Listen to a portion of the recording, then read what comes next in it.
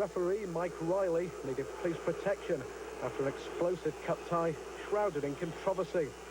Everton angry after Marco Materazzi saw red just 3 minutes into the second half. The fifth Goodison star to be sent off this season. We've seen a bit of a harsh one. But, you know, we can't let that take away from the way we played after that. We still created the best opportunities. Michael Branch having a chance and Tony Grant having an opportunity to put us further ahead. So I was pleased at that, and I was pleased at the way that they went about the match. And Ipswich left fuming at Mr. Riley's decision to rule out for pushing what would have been a last-gasp equaliser 3 minutes into stoppage time from Dutch defender Fabian Vilnius. I thought we got to take it in the chin. The referee made the decision he thought was right, and sometimes they go for you, or, you know, and sometimes against you. But overall, Everton's got to be pleased to hang on with 10 men, and we'd have been happy to take them to Portman Road. But as I say, it wasn't to be. To be honest, Everton deserved their place in the last 16. The only goal came 7 minutes before half-time. John Hutchison's teasing cross, John Oster unlucky with the header, but Nick Barmby in the right place at the right time. A rare goal for Everton at Goodison, and Barmby's first in a year. It's more relief, really. You know, it was nice to score, especially at Goodison. I mean, the fans have been great again this season. They've stuck behind us, and I can't speak highly of the fans. They've been different class, and you know, they've willed us on again today, and you know, luckily we held on at the end. The goal apart today is the best performance that he's turned in for us. He's just coming back from a hernia operation. Sometimes that takes a little bit of time, but I felt today was the best performance that he's turned in for us, and I thought it was a terrific performance for him. Everton should have won comfortably. Michael Ball guilty of one of the misses of the season. Tony Grant looked a certain scorer, only to be denied by Matt Holland's terrific challenge. And Michael Branch won't get many better chances than this. Ipswich only came alive in the last 5 minutes. Thomas Myra denying David Johnson, but it was too little too late for the First Division side. The omens, though, look good for Everton.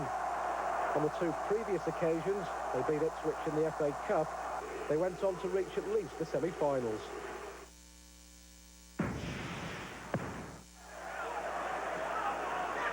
Finnan. Fulham coming back into this match after Villa dominated the opening minutes. Horsfield breaking clear. Southgate and Barry around him, and it'll come off the Villa man. Hayward's corner. It's met by Morgan! Simon Morgan has put Fulham ahead against Aston Villa. Joy for the travelling supporters. Simon Morgan's firm header in. Horsfield. Good turn. Excellent save from Michael Oakes to deny Jeff Horsfield. Turned well to create space for himself. Oakes at full stretch.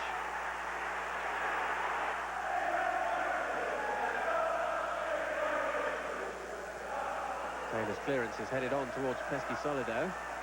Collins back to the Canadian. Might run out of pitch, but he has won his side a corner.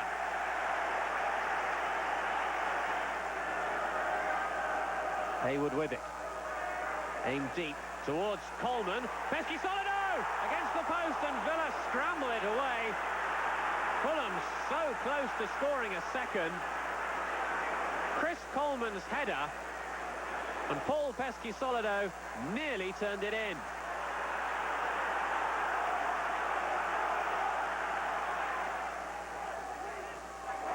Right, poor ball. Pesky Solido picks it up for the visitors. Oakes comfortably behind it, but Fulham, good value for their 1-0 lead. They're taking this game to Aston Villa. Taylor sweeps it wide to Watson. Watson keeps going. Nice ball forward, Joachim. Merson's calling for it on the edge of the area. It'll fall to Hendry. Snatched at his shot, Lee Hendry.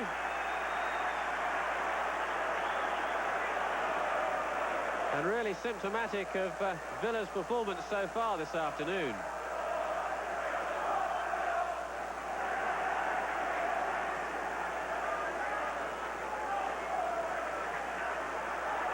Brevitt. Villa clear, but it's a free kick, according to referee David Ellery. In a promising position, this for Fulham. The foul by Barry. Shot comes in, it's deflected! And Steve Hayward, the Aston Villa fan, has put Fulham 2-0 ahead just before half-time. What a wicked deflection his shot got, though.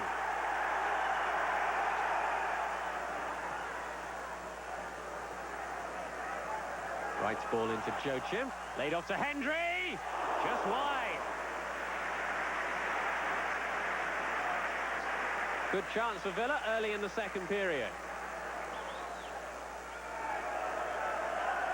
Time running out for Aston Villa. Just 6 minutes or so left. Vassell lays it off. Aimed in towards Taylor. Wonderful save from Mike Taylor to deny Ian Taylor. Villa so close to pulling a goal back.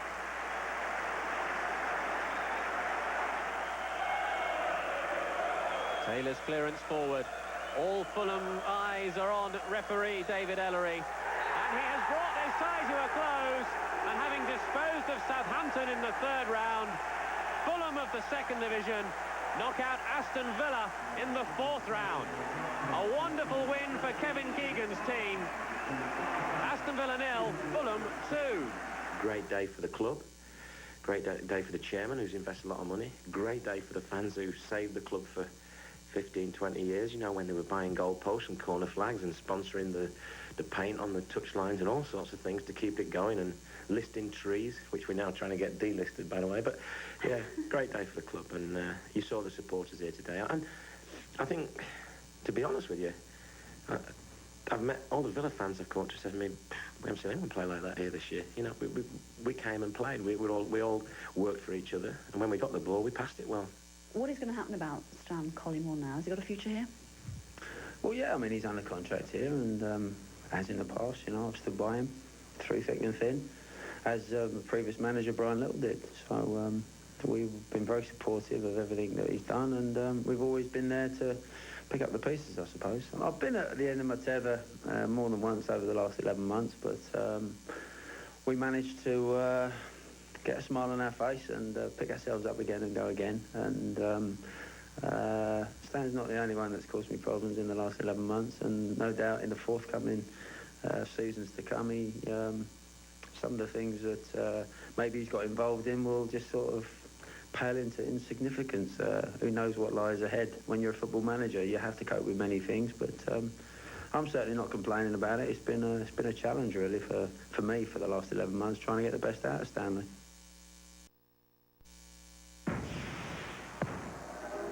At the end, it was the dream that died. No swan song for Cyril, except the memories of a cup run that stirred the city's imagination and cost one Premiership club its cup life. No regrets either. They always had that little ace in the pack. They always had something that could turn us round.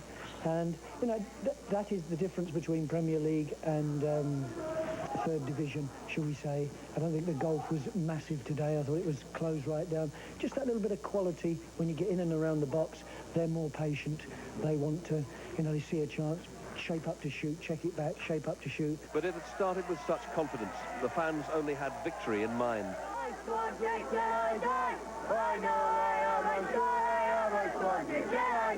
Yeah, well done, lads. And as John Hollins showed us round his manager's office in the company of mascots and supporters, the message was, Swansea City presents the silence of the Rams. Good luck. See you at the far post. Bye-bye then. Top man, top man. Swansea began the game so well, roared on by a passionate support, assisted by the Vetchfield glue pot. They went for the Rams' throats in the first half. Nick Cusack's free kick almost caught out Mark Poom. We were very fortunate, to be honest, to have won the game. I thought Swansea, particularly first half, played very well, and we were very poor. On the touchline, John Hollins was twice warned by the ref for his over-enthusiastic encouragement. They told us at half-time to stay back on our benches, which we did. But this game's so exciting. How can you sit down? I can't sit down. I've got to get up and move it. But good banter. I've got no qualms. In the second half, Derby looked more purposeful. Sub Kevin Harper, who'd come on for Dion Burton, went close. But the Swans refused to lie down, and Nick Cusack again nearly caught out Poom. Derby's goal, though, illustrated the gulf that John Hollins spoke of. A well-worked move from a free kick saw Carbonari cross for Harper to head home. I think Swansea worked very hard, maybe a wee bit unfortunate to lose, but at the end of the day we worked hard as well, you know, and I think our better players showed in the day. Swansea came back, though, 4 corners in a hectic finale, and this snapshot from Steve Watkin almost kept them alive. But in the end, they didn't have that final necessary cutting edge. We want to win, we don't want to replay if we can help it, but look, to be honest, I thought that Swansea were very hard done by. Perhaps Sunday morning now they'll think of it, this got away. Then Monday they'll go into work and they'll take a bit of stick from other supporters. But that's what football's about. But we have nothing to be downhearted about. Had a good time, dream's over, back to reality, league. Back down to earth, maybe, but the dream was sweet, and it'll linger long in the memories of the Valleys.